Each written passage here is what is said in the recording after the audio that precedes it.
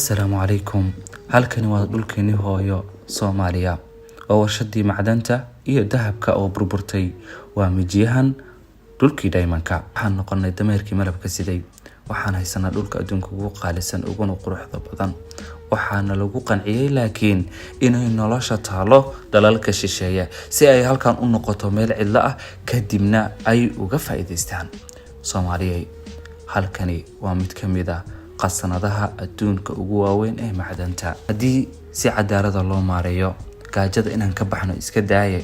Ubadkiina markii uu dhasho ayaa akoon loo furi si xaqiisa loogu shubo. Walaalayaal, marnaba kuma talinayo in waqtigan adag aan ka faa'iideysan karno macdantan, bal marka hore beeraheena aan u soo laabano oo aan ku fakarno waxaan cuni lahayn inaan anagu gacmaheena ku beerano oo aan ka hortagno qasaarahan aan lugaha kula jirno. Kalluunkeena warshadeeno oo aan ka fogaano in kalluunkii shalayna laga xaday maanta dibna loogu soo warshadeeyo kadibna laga iibiyo.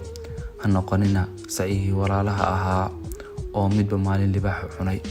Walaalo ayaa tihiin, uliyadiir ayaa tihiin, ma kala maarano.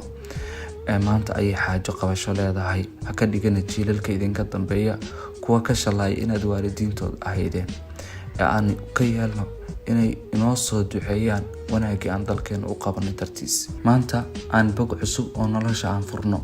Awoodda dhabta ah waa midnimada ma ahan inaad adigu qabiil hebel ka dhalatay. Haddii aad igu tiraahdid laandheera ayaan ahay, waxaan kuu sheegayaa inuu adduunka Soomaali kala aqoon kulligoodna loo arko laangaabyo wax matarayaal dad dulaysan. Wadankeena mar kale aan ka dhigno mid awood leh. Muuqaalkan walaal sii gaarsii Soomaalida kale si ay u ogaadaan qiimaha wadankooda.